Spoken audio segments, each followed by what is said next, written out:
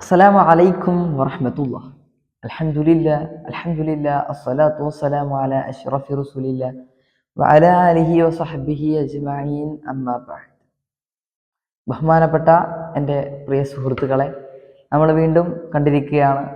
നമ്മൾ എത്തിയിട്ടുള്ളത് കേരളവും ഇസ്ലാം മതവും എന്ന വിഷയത്തെ ആസ്പദമാക്കി അല്പം ചില കാര്യങ്ങൾ സംസാരിക്കാൻ വേണ്ടിയിട്ടാണ്.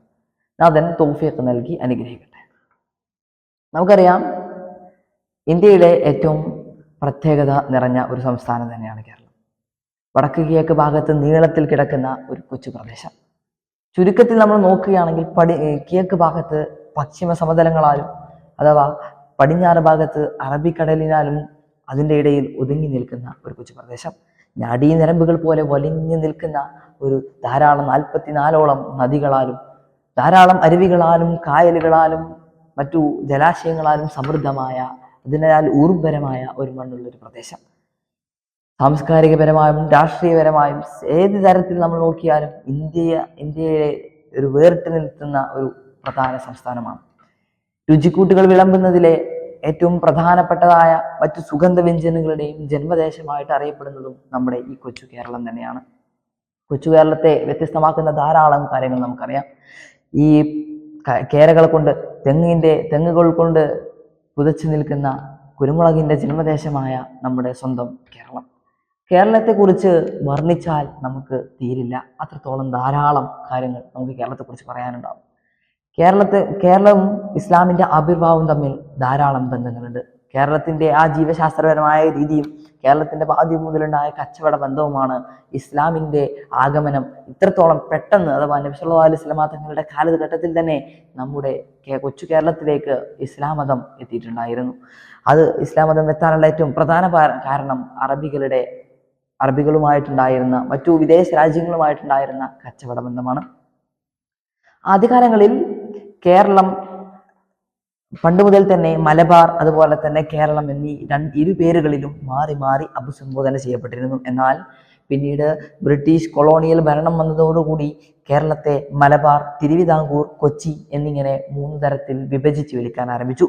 കൊച്ചിയും തിരുവിതാംകൂറും നാട്ടുരാജാക്കന്മാർ മുഖേനയാണ് ബ്രിട്ടീഷുകാർ ഭരിച്ചതെങ്കിൽ പോലും മലബാറിനെ അവർ സ്വന്തമായിട്ട് തന്നെ നേരിട്ട് ഭരിക്കുകയാണ് ചെയ്തിരുന്നത്. എന്നാൽ തുടർന്ന് സ്വാതന്ത്ര്യാനന്തര ഇന്ത്യ നേരിട്ട ആ സമയത്ത് നേരിട്ട ഏറ്റവും വെല്ലുവിളിയിൽ പ്രധാനമായിരുന്നല്ലോ സംസ്ഥാനങ്ങളുടെ രൂപീകരണം. അതേപോലെ കേരളത്തിലും പ്രക്ഷോഭങ്ങൾ ആരംഭിച്ചു. ഭാഷാടിസ്ഥാനത്തിൽ സംസ്ഥാനങ്ങൾ രൂപീകരിക്കണമെന്ന കേരളക്കാരുടെ ആവശ്യവും ഇന്ത്യൻ ഗവൺമെന്റിന് തള്ളിക്കളയാൻ സാധിച്ചിരുന്നില്ല. അതോടുകൂടെ പ്രധാനമായിട്ടും മലയാളം സംസാരിക്കുന്ന പ്രദേശങ്ങൾ കൂട്ടിയിണക്കിക്കൊണ്ട് ഒരു സംസ്ഥാനത്തിന് രൂപം നൽകാൻ ഇന്ത്യൻ ഗവൺമെന്റ് നിർബന്ധിതരായി. അഥവാ തിരുവിതാംകൂർ, കൊച്ചി, മലബാർ എന്നീ പ്രദേശവും ദക്ഷിണ കർണാടകയിലെ കാസർഗോഡ് താലൂക്കിനെയും ഉൾപ്പെടുത്തിക്കൊണ്ട് 1956 നവംബർ 1 കേരളം എന്ന് പറയുന്ന ഒരു കൊച്ചു സംസ്ഥാനം രൂപീകൃതമാവുന്നത്. അന്ന് നമ്മൾ കേരളപ്പിറവിയായിട്ട് ആഘോഷിക്കുകയും ചെയ്യുന്നു. തുടർന്ന് കേരളത്തിന്റെ ചരിത്രം നമ്മൾ പരിശോധിക്കുകയാണെങ്കിൽ ആദ്യകാലം മുതൽ തന്നെ കേരളത്തോട് കച്ചവട ബന്ധമുണ്ടായിരുന്ന സ്വരാഷ്ട്രീയന്മാർ, അതുപോലെ തന്നെ ബാബിലോണിയക്കാർ, ഇസ്രായേലുകാർ, ഫിനീഷ്യർ, റോമക്കാർ, ഗ്രീക്കുകാർ, പ്രത്യേകിച്ചും അറബികൾ തുടങ്ങിയവരെല്ലാവരും കേരളമായിട്ട് ബന്ധം നടത്തിയിരുന്നു, കച്ചവട ബന്ധം ഉണ്ടായിരുന്നു എന്ന് നമുക്ക് മനസ്സിലാക്കാൻ സാധിക്കും.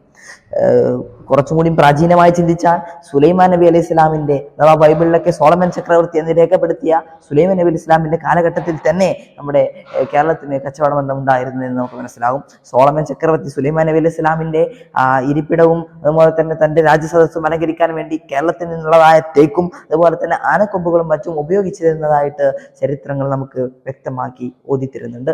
അപ്പോൾ നമ്മൾ മനസ്സിലാക്കേണ്ടത്, ഇത്രയും കച്ചവട ബന്ധമുള്ള ഈ കേരളത്തിൽ അറബികളിൽ നിന്ന് അഥവാ മറ്റു വിദേശ രാജ്യങ്ങളിൽ നിന്ന് ഉത്ഭവിച്ചതായ മതങ്ങൾ, അഥവാ ജൂത ക്രൈസ്തവ മതങ്ങളും ഇസ്ലാം മതവും പെട്ടെന്ന് വ്യാപിക്കാൻ കാരണമായി. അതുകൊണ്ട് തന്നെ കേരളത്തിന് സ്വന്തമായൊരു സാംസ്കാരിക വൈഭവം രൂപീകരിച്ചെടുക്കാൻ ധാരാളം സമയമൊന്നും ആവശ്യമായി വന്നില്ല. പെട്ടെന്ന് തന്നെ അതിനുള്ള ഒരു വഴി ഈ കച്ചവട ബന്ധം മുഖേന ഉണ്ടായി. ആദ്യകാലങ്ങളിൽ അറബികളുമായിട്ട് കച്ചവട ബന്ധം ഉണ്ടായ സമയത്ത് അറബികൾ ധാരാളം പ്രവർത്തനങ്ങൾ, അറബികളുമായിട്ട് കച്ചവട ബന്ധം ഉണ്ടാകുന്ന ഈ സമയത്ത് അറബികളിൽ നിന്ന് ഇസ്ലാം മതത്തിന്റെ വേരോട്ടം കേരളത്തിൽ വ്യാപിച്ചു. കേരളത്തിൽ തന്നെ അക്കാലഘട്ടത്തിൽ വളരെയധികം ഇസ്ലാം മതം വ്യാപിക്കുകയും തുടർന്ന് ധാരാളം സ്വഹാബി വര്യന്മാർ കേരളത്തിലെത്തുകയും ഇസ്ലാം മത പ്രബോധന വീതികളിൽ ഏർപ്പെടുകയും ചെയ്തു എന്നത് വാസ്തവം തന്നെയാണ്. തുഹ്ഫത്തുൽ മുജാഹിദീൻ പോലത്തെ ചരിത്ര ഗ്രന്ഥങ്ങളിൽ നമുക്കത് പരിശോധിച്ചാൽ വ്യക്തവും സ്പഷ്ടവുമായിട്ട് മനസ്സിലാക്കാൻ സാധിക്കുന്നതാണ്. ചേരമാൻ പെരുമാളിന്റെ ചരിത്രമെല്ലാം നമ്മൾ കേട്ടറിഞ്ഞവരാണ്. ചേരമാൻ പെരുമാളിനെ പോലെയുള്ള, അതുപോലെ തന്നെ മലിക് ബിൻ ദീനാറിനെ പോലെയുള്ള ആളുകളുടെ പ്രവർത്തനങ്ങളും എല്ലാം ഇസ്ലാമിൻ്റെ ഒരു ആവിർഭാവം, ഇസ്ലാമിൻ്റെ ഒരു വേരോട്ടത്തിന് കേരളത്തിൽ കാരണമായി. തുടർന്ന് ഇസ്ലാമിൻ്റെ പ്രബോധന രീതികളിൽ അന്ന് സ്വഹാബി വര്യന്മാർ നേരിട്ട് പങ്കെടുക്കുകയും പിന്നീട് ധാരാളം ആലിമീങ്ങളെ മറ്റു ദർശചര്യകളിലൂടെയും മറ്റു കാര്യങ്ങളിലൂടെയും വാർത്തെടുക്കുകയും ചെയ്തു. അതിലേറ്റവും പ്രധാനമായിട്ടും പങ്കുവഹിച്ചിരുന്നത് നമ്മുടെ മഖ്ദൂമി കുടുംബമാണ്. ഒരിക്കലും നമുക്ക് ഇസ്ലാമിൻ്റെ ചരിത്രം, കേരളത്തിൽ ഇസ്ലാമിൻ്റെ ചരിത്രം പറയുമ്പോൾ ഒരിക്കലും ഒഴിവാക്കി കൂടാൻ പറ്റാത്ത ഒരു കുടുംബം തന്നെയാണ് നമ്മുടെ മഖ്ദൂമി കുടുംബം എന്ന് പറയുന്നത്. ആദ്യകാലത്ത് പള്ളി ദർസ് സംവിധാനങ്ങളിലൂടെയും മറ്റു എല്ലാ ദീനീ മേഖലകളിലൂടെയും ഇസ്ലാമിനെ വാർത്തെടുക്കുന്നതിൽ ഒരു ഏറ്റവും വലിയ തരത്തിൽ തന്നെ ഒരു സംഭാവന നൽകിയ ഒരു ഇസ്ലാമിക കുടുംബമാണ് മഖ്ദൂമി കുടുംബം എന്ന് പറയുന്നത്. ആദ്യകാലങ്ങളിൽ പള്ളി ദർസ് സംരംഭങ്ങൾ പൊന്നാനി കേന്ദ്രീകരിച്ച് കേരളത്തിലുടനീളം പള്ളി ദർസ് സംവിധാനങ്ങൾ കൊണ്ടുവന്നു. അതിലൂടെ ധാരാളം ആലിമീങ്ങൾ, ഉലമ, ഉമറ സംഘങ്ങളെ അവർ നേതൃത്വങ്ങളായിട്ട് അവർ വാർത്തെടുക്കുകയുണ്ടായി. തുടർന്ന് ഈ ഉലമ സംഘമാണ് അന്ന് കാലത്ത് ഈ കേരളത്തിലേക്ക് കടന്നു വന്ന വഹാബി പ്രസ്ഥാനങ്ങളെയും മറ്റു ബിദ്അഈ ആശയങ്ങളെയും എതിർക്കുന്ന തരത്തിൽ ധാരാളം പ്രവർത്തനങ്ങളും സമസ്ത എന്ന് പറയുന്ന ഏറ്റവും ഉന്നതമായ സംഘടനയും രൂപീകരിച്ചത്. ഇന്ന് സമസ്തയുടെ പ്രവർത്തനങ്ങൾ നമുക്ക് ഒരിക്കലും ഈ ചെറിയ വീഡിയോയിൽ വിവരിച്ചു തീർക്കാൻ സാധിക്കാത്തതാണ്. സമസ്ത കേരള ജംഇയ്യത്തുൽ ഉലമ അഥവാ കേരളത്തിൻ്റെ ചരിത്രത്തിൽ ഏറ്റവും ഒരു ഇടനാളായ ഒരു സംഘടന, അഥവാ നമ്മുടെ കേരളത്തിൻ്റെ ഇസ്ലാമിക ചരിത്രത്തെ സമസ്തക്ക് മുൻപും എന്ന് തരംതിരിക്കാൻ പറ്റുന്ന തരത്തിൽ ഒരു വലിയ സ്വാധീനം ചെലുത്തിയ ഒരു സംഘടനയാണ് സമസ്ത. മറ്റു പല ബിദ്അഈ ആശയം, വഹാബിസത്തെ പോലെയുള്ള ഒരിക്കലും നമ്മൾ അംഗീകരിക്കാൻ കഴിയാത്ത ഇസ്ലാമിൻ്റെ അടിസ്ഥാന നിയമസംഹിതകളെ, അടിസ്ഥാനമായിട്ടുള്ള ഇസ്ലാമിൻ്റെ അടിത്തറയെപ്പോലും ഇളക്കി മറിക്കുന്ന ആശയങ്ങൾ ഉൾക്കൊണ്ട ഇങ്ങനെയുള്ള പ്രസ്ഥാനങ്ങളെയെല്ലാം വാക്കുകൾ കൊണ്ടും വിവിധ തെളിവുകൾ ഉദ്ധരിച്ചുകൊണ്ടും അവരെ മുൻനിർത്തിക്കൊണ്ട് അവരെ തടഞ്ഞുകൊണ്ട് കേരളക്കരയുടെ ഈമാനിനെ സംരക്ഷിച്ച ഒരു കാവൽക്കാരനായിരുന്നു സമസ്ത കേരള ജംഇയ്യത്തുൽ ഉലമ. അങ്ങനെ ഇസ്ലാമിൻ്റെ ചരിത്രത്തെക്കുറിച്ച് പറയുകയാണെങ്കിൽ പ്രധാനമായിട്ടും സമസ്തയെക്കുറിച്ച് പറയണം. സമസ്തയുടെ SKSSF പോലത്തെ സമസ്തയുടെ കീഴിലുള്ള ധാരാളം പ്രവർത്തനങ്ങൾ, ധാരാളം സഖീയ സംഘടനകളുടെ പ്രവർത്തനങ്ങൾ ഇന്നും കേരളക്കരയുടെ ഈമാനിൻ്റെ ആ ദൃഢതയെ മുറുകെ പിടിക്കുന്നതാണ്. അങ്ങനെ കേരളക്കരയുടെ ആ ബന്ധങ്ങളും അതുപോലെ തന്നെ ഈ കേരളക്കരയ്ക്ക് ഇസ്ലാമികപരമായിട്ടുണ്ടായിരുന്ന ഈ കാര്യങ്ങളുമാണ് ഇന്ന് ഇസ്ലാമിനെ കേരളത്തിൽ പിടിച്ചു നിർത്തുന്ന ഒരു കാര്യം എന്ന് പറയുന്നത്. അല്ലാഹു സുബ്ഹാനഹു വ തആല ഒരു മുഅ്മിനായിക്കൊണ്ട്, ഒരു മുസ്ലിം ആയിക്കൊണ്ട് ജീവിക്കാൻ തൗഫീഖ് നൽകി അനുഗ്രഹിക്കുമാറാവട്ടെ. സമസ്തക്ക് പിന്താങ്ങ് നൽകി സമസ്തയുടെ ഒരു പ്രവർത്തകനായിട്ട് മരിക്കുവോളം നിലനിൽക്കാൻ അല്ലാഹു തആല തൗഫീഖ് നൽകട്ടെ. ഇത്രയും പറഞ്ഞുകൊണ്ട് ഇന്നിവിടെ വിരാമം വിടുന്നു. വീണ്ടും കാണാമെന്ന പ്രതീക്ഷയോടെ അസ്സലാമു അലൈക്കും വറഹ്മത്തുള്ളാഹി.